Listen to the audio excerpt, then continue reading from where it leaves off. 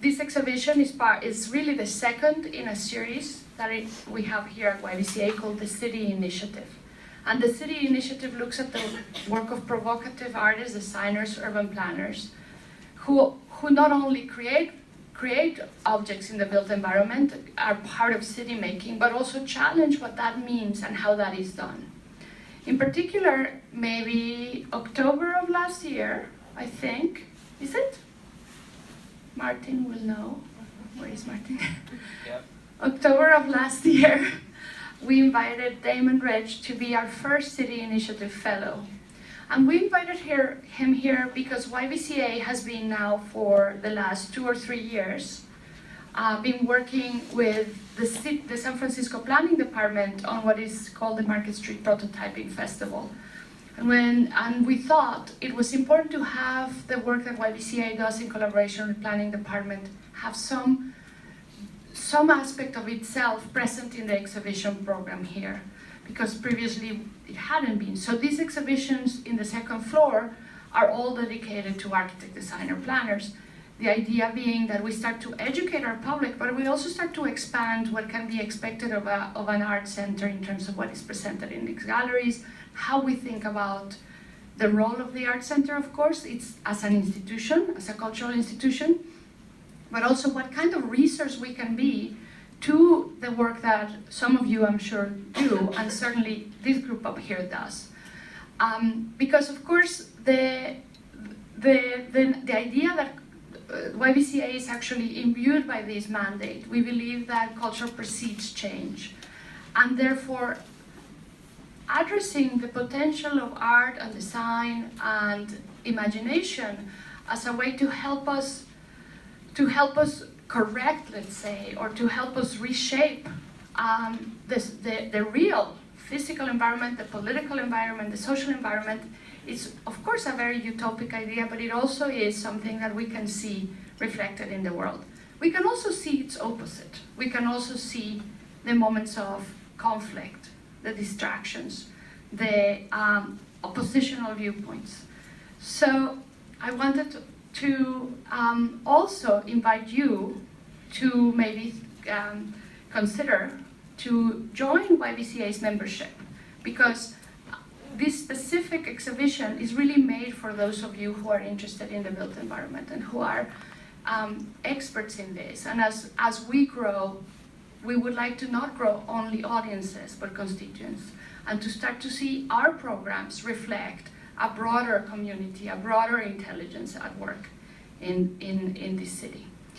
So also to say that I personally am inspired by the work that I have seen Hector design, which are Damon and Jay's office, studio, entity. As I have... As long as you don't say atelier. Atelier.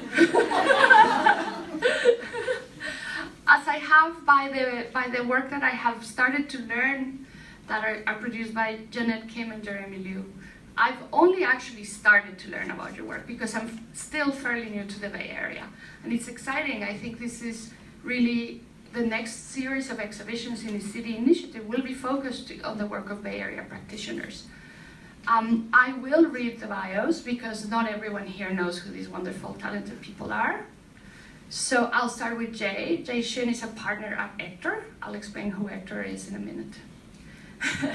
She has recently served as Enterprise Rose Architectural Fellow at the New York City Housing Authority, where she facilitated efforts to define and implement design principles for preserving and rehabilitating New York City's public housing.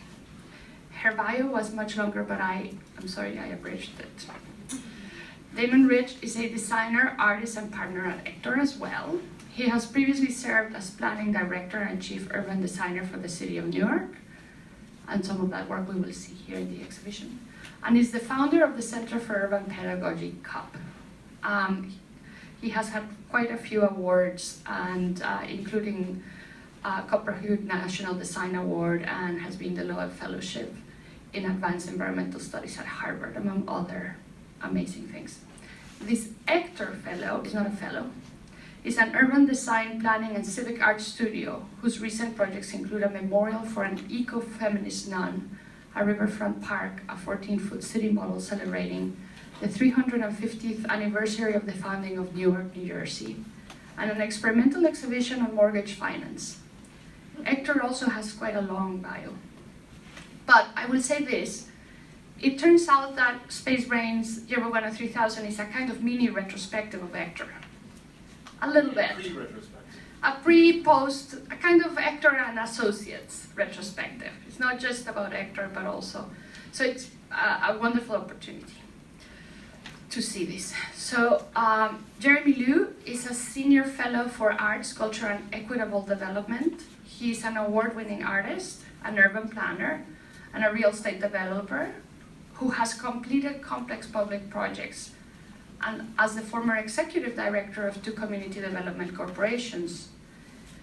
He also co-founded Creative Ecology Partners and a Design and Innovation Lab and Creative Development Partners.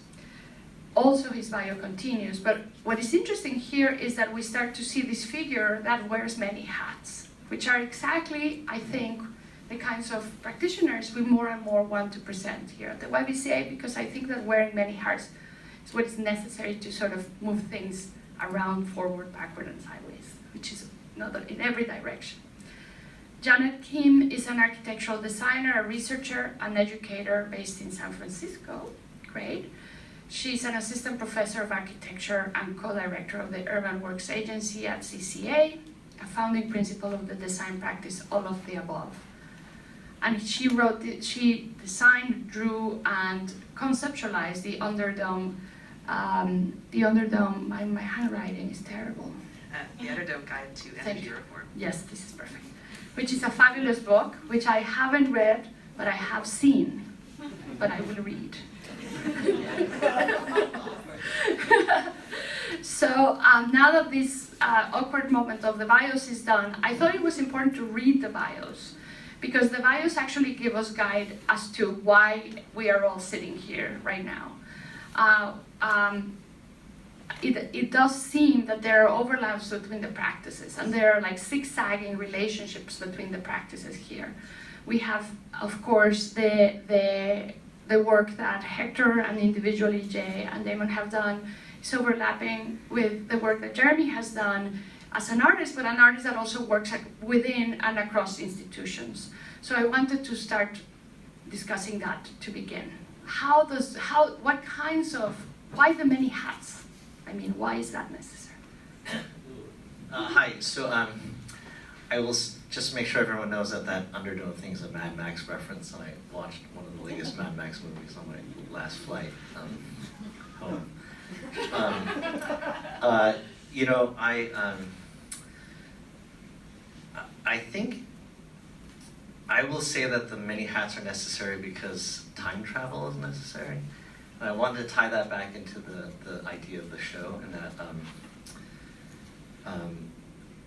the institutionally and in city building, different types of roles have had lots of influence at different times, and we're definitely in a time where many of us wish we could go back in time to do things that we see are necessary now to make communities viable and sustainable and healthy. At the same time, I think we feel like we could maybe go forward in time and sort of see what things are going to happen and start to like design for changes now to accommodate those things. And I think that in some ways the wearing of many different hats offers that ability to time shift, because different professions, different types of practice see time and processes in different ways, right? Your horizons are different, your perspective about change and the pace and rate of change is different. So I think it's really important to actually be able to do that, because it means you can sort of shift in this moment, you can shift in time back and forth, forward and backward. And I think that is a really important dimension of this work, and actually individual actors as well as entities being able to support institutions to be able to do that work, right? So in some ways, Market Street prototyping is YBCA helping the city think forward in time. Hector's work expresses a lot of that, and the summer will be doing some of that. So I think that's one of the reasons why many different hats is really important. I'm kind of curious to kind of push the question back out at you two, all of you in a certain way, because I think a lot about funding and the way that institutions have very different relationships to funding. So, you know, we could think of the war on poverty in HUD in the 60s, or we could think about public-private partnerships today, or like the background of YBCA, or Yerba Buena. And I'm just curious to hear your thoughts about those varied structures, because each of you works so intensely within, you know, city agencies and the private sector, and also within worlds in which funding might not matter in the same way that it does in others. So where do you see like opportunities to cross over, or even just step outside of those models of funding that we've seen for so long? You don't have microphones?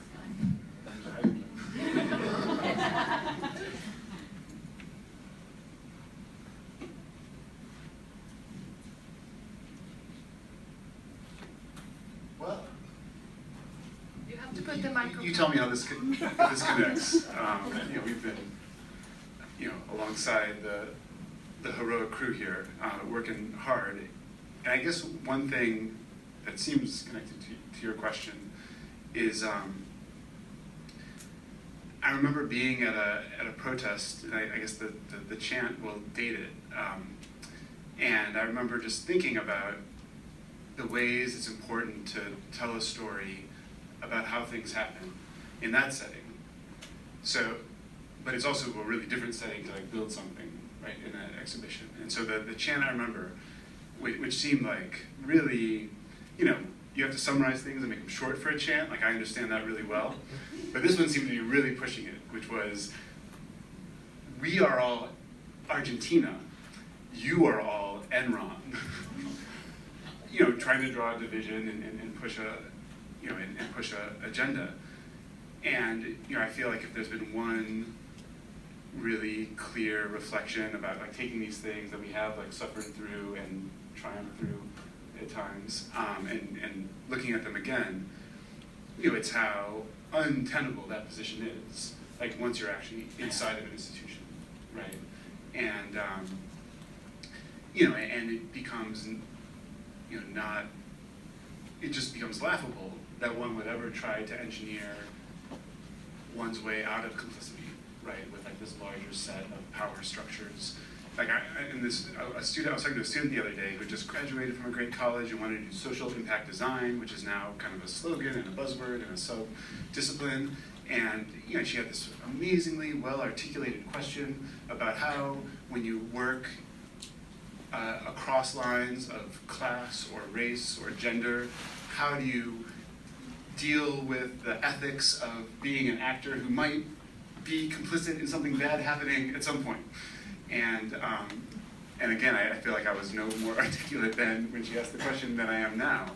But it seemed, you know, especially thinking through this work, like such a impossibly abstract question, right? That only, bless them, a 20-year-old or a 22-year-old might ask. So. Yeah, I mean, for me, the issue of funding is as real as sort of, you know, having been an artist in New York in my past career and needing to pay rent, right? But I think that relates me or locates me within sort of the larger social institution that is, you know, capitalist and sexist and racist. And as a brown woman of color, like, how do I survive that as someone who wants to make impact, right? So I came into architecture really wanting to understand what that oppression means, and I think that, and really understand the systems of oppression, and what are some of the institutions that are very specific that would allow me to understand that. And it's a really kind of funny way to get into architecture. I think a lot of people come into that discipline, you know, from really wanting to build a building or really understand, I don't know, theory. But for me, it was a very personal thing. So it was only it only makes sense for me to pursue a career where it allowed me to be in alongside institutions that sort of unpack the world for me, that the world that sort of allowed for buildings to happen, for sidewalks to happen, and public housing to happen most recently. So going back to the notion of funding, I think it's fascinating to think about how in the field of architecture, as Damon mentioned, sort of public interest design world, or even notion of design excellence is something that, you know, nonprofit industry complex is sort of raising money for and really rally for, and, you know, being part of that sort of funding stream has been a fascinating experience for me. You know, what is my agenda to raise within sort of that sort of current of do-gooder architecture and public interest design world I think is a really important question to ask, especially for young practitioners who are trying to figure out, you know, where, not only just where the funding lies for, you know, your project, but also, you know, the types of institutions and types of agendas that you want to align yourself with. I will just add that there's this thing in the world right now where advocates and communities fight for these things called community benefits agreements that have a lot to do with power and money.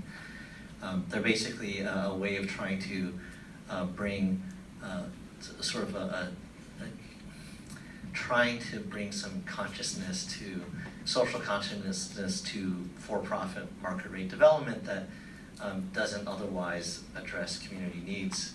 And I'm sure San Francisco's rife with folks trying to negotiate community benefits agreements now. And I would say that they're a trap, right? That it's a frame that it's a sort of a community, it's actually a market rate system offering an enticement to step into a conversation or a relationship that ultimately isn't what you really want, because from a developer perspective, the way most developers probably handle community benefits agreements at this point is by putting a line item somewhere in their budget that just says community benefits agreements. Whereas really what we want is for communities to be able to participate authentically in decisions around what should be built and how, right? And that's, I think the show will actually speak, the exhibit will speak to sort of the struggle to enact that kind of control.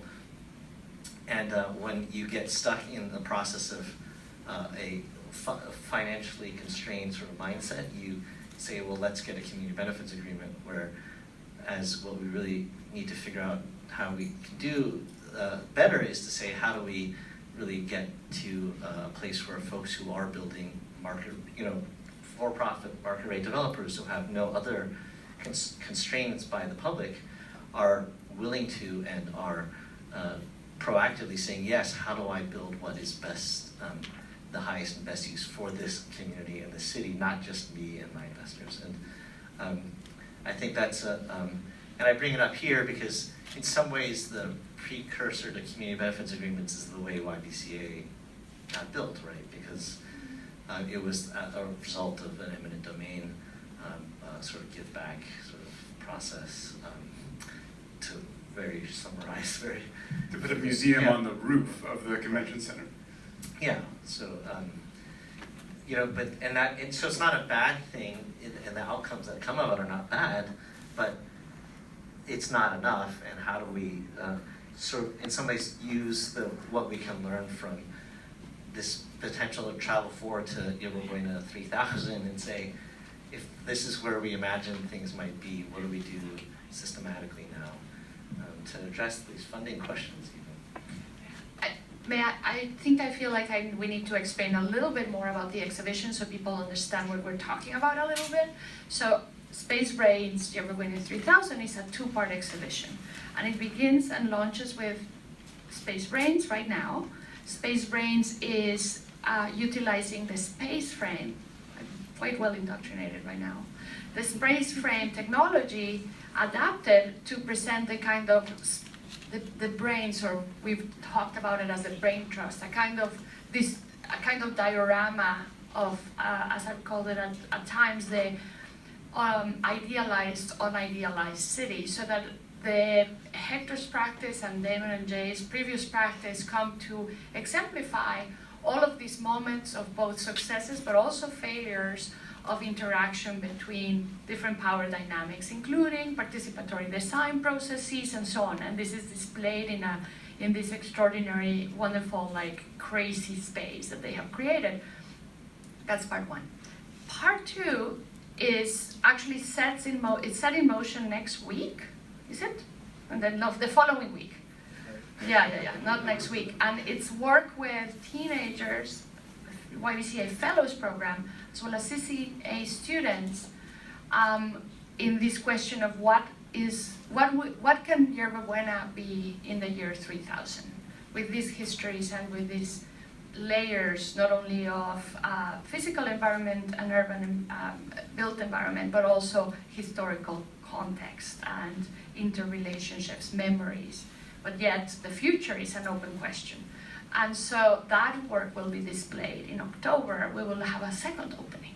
So this exhibition lasts a long time because it will house the process of something that actually both of you do incredibly well, which is to do a kind of participatory, I know you critique the notion of participation, which we should talk about, but it does this really wonderful work with mostly teenagers to help us design and redesign and think about the built environment. So that's what the exhibition is about. So therefore, this question, this provocation of the year 3000, the future of this space. And I wanted just to pick up a little bit on the idea of visualization, of the idea of something that you're an expert on, as I hear from Jay and Damon, of actually mapping not only the visible but the invisible forces that constitute a place. Can you speak a little bit, first of all, about what you do and why? Because you're an architect, you teach architecture. And of course, we see a lot of graphic design that does this cool thing where you have arrows and 3D things and so on and so forth. But there is actually a real intelligence there that helps us understand the world much better. That's a very nice way to set it up. So this book that Lucía mentioned before, The Underdome Guide to Energy Reform, is basically, you think of it as a kind of illustrated voter guide to the politics of energy. So we might tend to think that we know how to design ladder. We might think we know how to design for energy. We should have a LEED building, right? Or we should put a solar panel on a building. But as we, I think, also know, every decision that we make about how we handle energy also starts to form very different collectives. It prioritizes one kind of lifestyle over another, or it provides images of what we think the city should be. So our book basically just tries to draw that out, and we draw out, I'm forgetting now, 48 different case studies around 4 topics: power, territory, lifestyle, and risk. And then we do these like little drawings of environments that represent those case studies. So there could be like a live light attitude towards lifestyle, or anarchist position towards governance, or I don't know, you kind of get the idea. There are these different positions. So anyway, the reason why this I think relates to representation is that in any case, you can think about Yerba Buena, or you can think of any physical environment within a city. I think there's this question of how we represent the patterns of life, the exchanges, the types of communication, the physical spaces of those environments that allow us to then like work with it or understand it in a particular way, right? So anyway, I was thinking of this with regards to your work because there's this long tradition in architecture, and I think in many of the arts, of documentations of the everyday, right? Like this is a term we know a lot about. And so, for example, like one of my absolute favorite examples is probably Atelier Bow Wow, the contemporary Japanese architecture firm that did this book called Made in Tokyo, where they make these really lavish and lush, beautiful, like simple line drawings of really bizarre spaces in Tokyo, like a cemetery that's built on top of an archery range and like weirdo hybrids like that. And they really draw like, you know, tiny little blades of grass, and they draw like the kiosk in front of the Pachinko center and things like that. And I think there's this real delight in representing like the things that you think you're not supposed to look at when you study cities, right? They just sort of look at this very fine-grained insight into the city. But then, interestingly, I think that there have been criticisms of that kind of work, and that it's fabulous work, but like there's a whole body of work that we could call the everyday. There are criticisms of that work that say, it's not actually looking at the system, right? Or it's not looking at something bigger than like the hot dog cart. Or it's not looking at debates or rhetoric or like a question that I might have a different political attitude than you do. So, and I think I see that in your work, and it excites me a lot that I think you're both incredibly inventive at the way that you draw the blade of grass, as well as the way that you see systems, like monetary systems or institutional systems or trade or economies that are, I think, much larger than that. And I think my book tries to do that too by laying out the kind of debate behind energy. And maybe there's like a bridge to another question for Jeremy, in the sense that you know, I think that idea of participation, right, that's come up in a couple of different ways. I mean, I think that one of the ways that we think, you know, when we try to think generationally about like, well, what were the struggles, you know, that allowed us to think about the work that we do today, when it comes to making decisions about how things get built. You know, a lot of that history where there's, say, even just a law on the books, although that's oftentimes not good for much, but even a law on the books that says that people who live in a place should actually have a formal mechanism to participate somehow in the rules and the decisions that shape that place. I mean, that's only, as far as I know, 50 years old in this country. It was part of the history of this program called Urban Renewal that came out of crises and caused more crises, like most things. And eventually the federal government said, well, before we give you any more money, city, to go knock down the black neighborhood in your town and redevelop it as office towers, you have to at least show us that you went through some kind of emotion to like draw up what your intention was and to show it to people, and then you asked us for money. And so if all these people before us, you know, and you can stretch it back into the 1800s, at least through, you know, the middle of the 20th century, were simply struggling to say that there's even this right, that there's even like a minimum quantity, right, of participating in some kind of a way, then one of the things of many that's like left to us is really a question and discussion around the quality of that participation. So it's not like, well, yeah, we had a, you know, and this goes on all the time, yeah, we had a hearing as per the law at like 2 p.m. on a Wednesday afternoon. I mean, these are still fights that probably some of you know that go on all the time.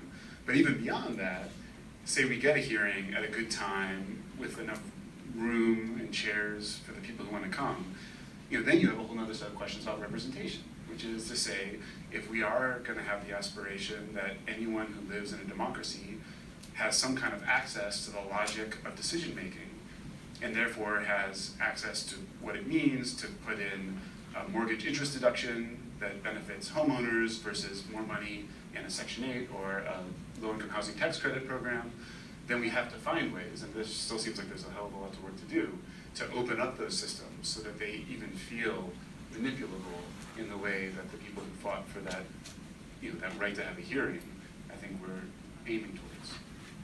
And I think I'll just add to that.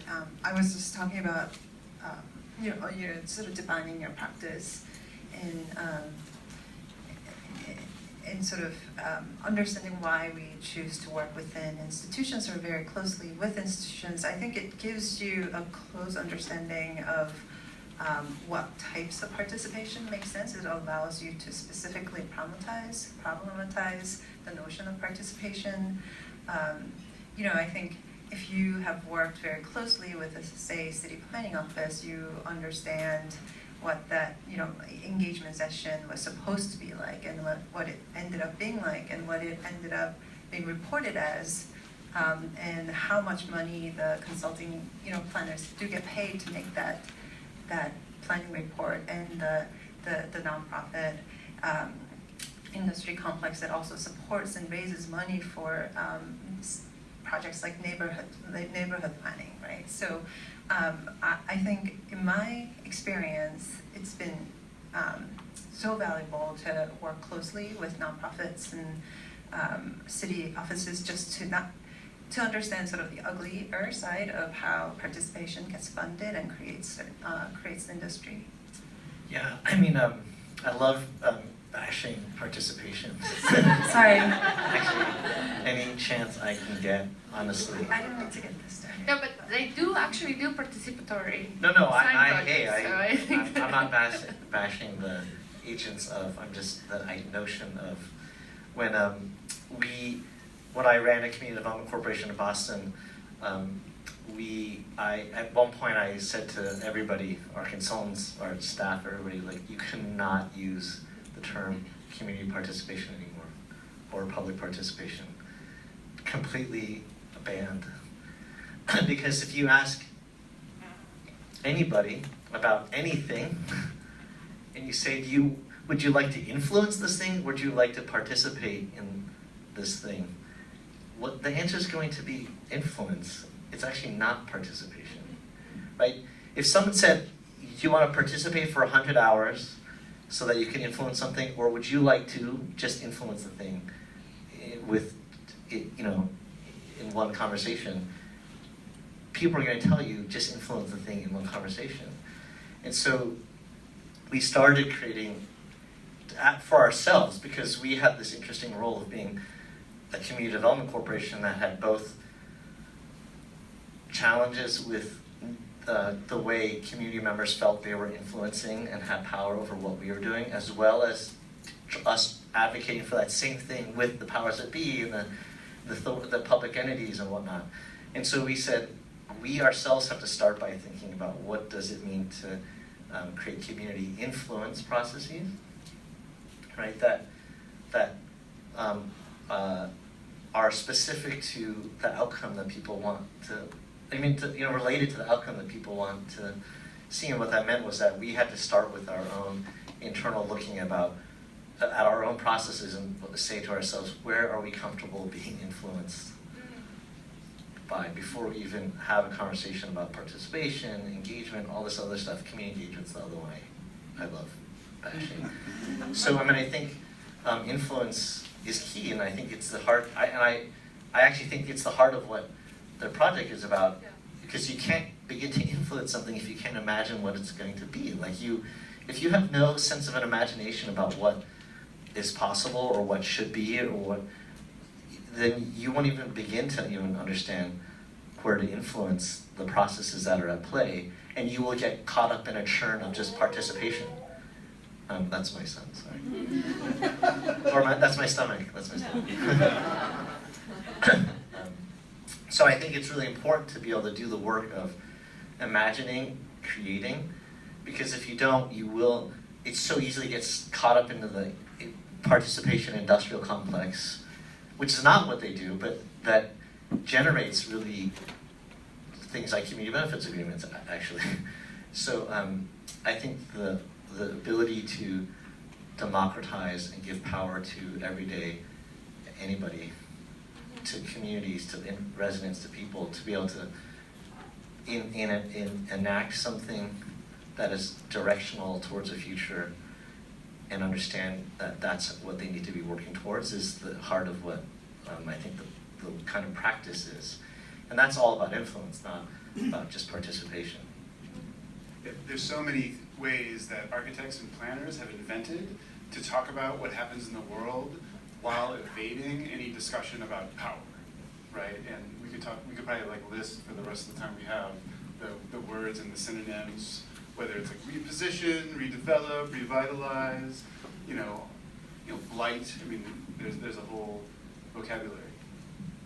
So if we were to make a new vocabulary, we would scratch out participation and then put influence. What other words could we put there? Because part of the issue, of course, is that we get one of the structures of powers that, I'm sure that you will agree, but I certainly have that, is that we get to design the process by which participation happens.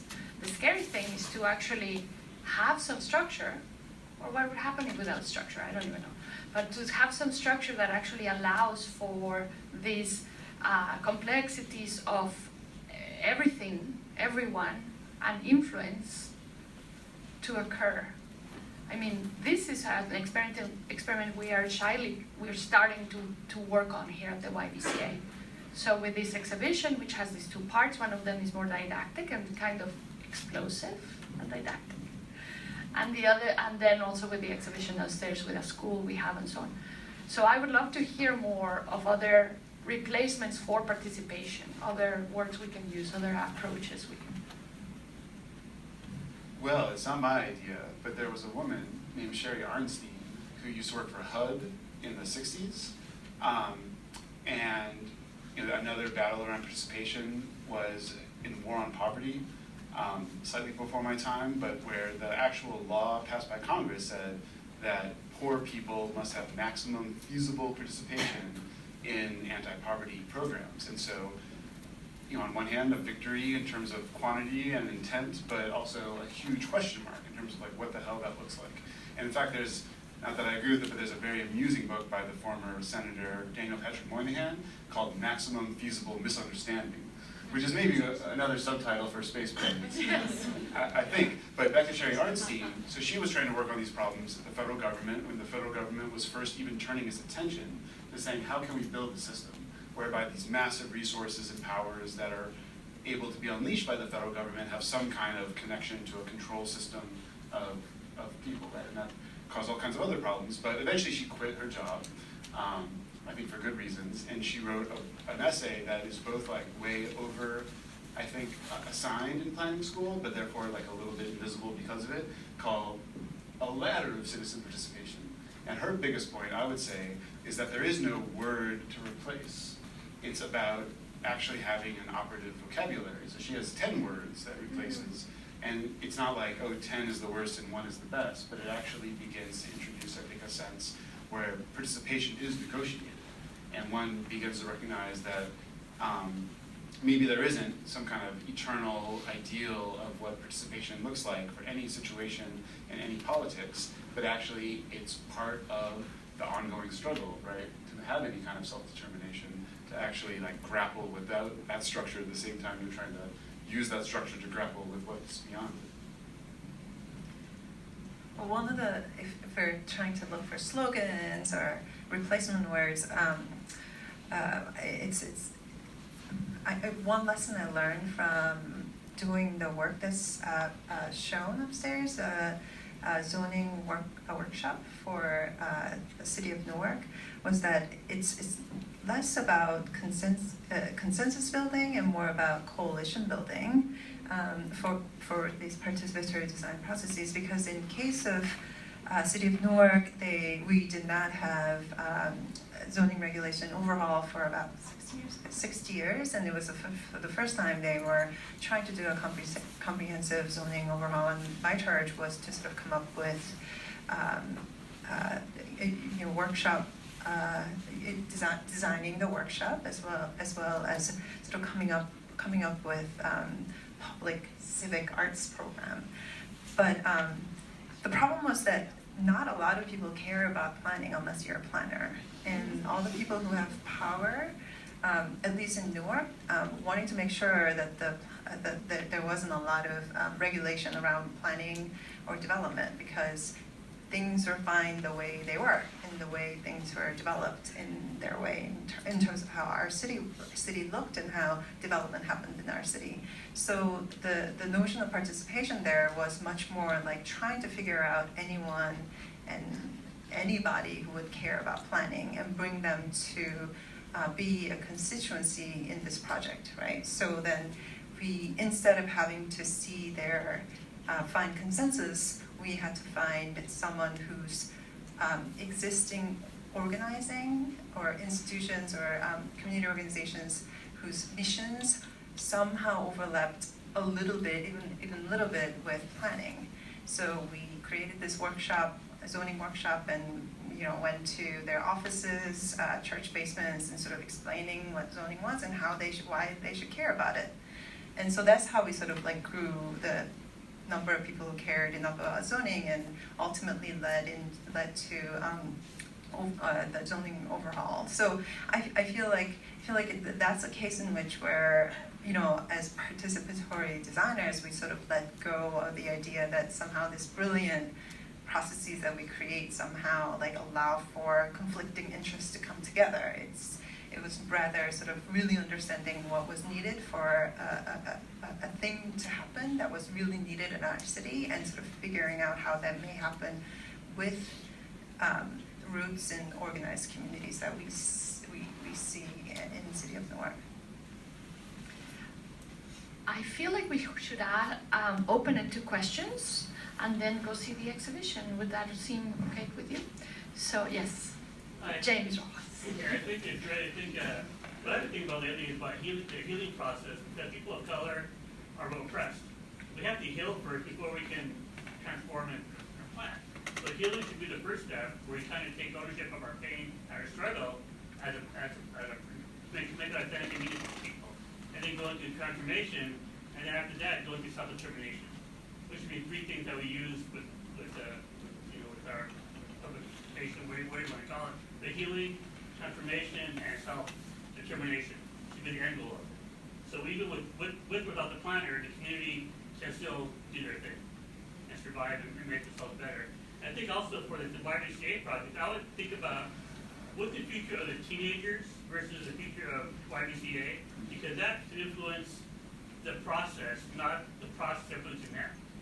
And if they have more authentic, meaningful ideas about the future, it's about their future and their lives, not just physical brick and mortar structure. So I'll kind of reframe it differently. Anyone else? Yes. So I've got a question. Everybody talks about influence and participation, but there seemed to be an underlying assumption that those people all wanted change. And I guess I wanted someone to comment on, how do you get those people to actually say, okay, there's a future, it's going to be different, now participate, don't just fight to stay where everything is? That sounds like a very San Francisco question. I live here. Right, I mean, you guys get the context, right? Like, Yes. San Francisco's rife with NIMBY, nothing should change. It's why we're in this mess. Any of you who self-label yourself NIMBY, you're the reason why we're Well, and it connects, and I've been curious about this in the San Francisco area, because, as Jay said, with the Newark situation, like it really, I think, was pretty unique. And the narrative today, even among like lefty people, is like in many places, if we think affordable housing is an issue, et cetera, like zoning, aka regulation, aka these rules we made for ourselves about how we build places, is the problem. And certainly, I think it's hard to disagree with the notion that whenever one opens up any mechanism of participation, one probably automatically most empowers like the most conservative people, right? Because they have the power and the lawyers and the money and at least the available time to use that system as they will. And so, in the case that Jay was describing, it really was, a situation where a regulatory system was identified to be a problem, right? So even like little things, and definitely the show is all about little things. Like people were like, once it became a topic of conversation, they were like, yeah, it is kind of crazy that it's like legal to build a 20-foot like barbed wire fence in the middle of this residential neighborhood. But the city and the city's planners for decades have been like hearing from the people who build things, being like, it's dangerous out there, right? Like we really need to do some things. But when even like the small idea came up, like we as a city have the power to be like, hey, you want a fence? Have a fence. Like, but don't make it higher than 4 feet in front of your house.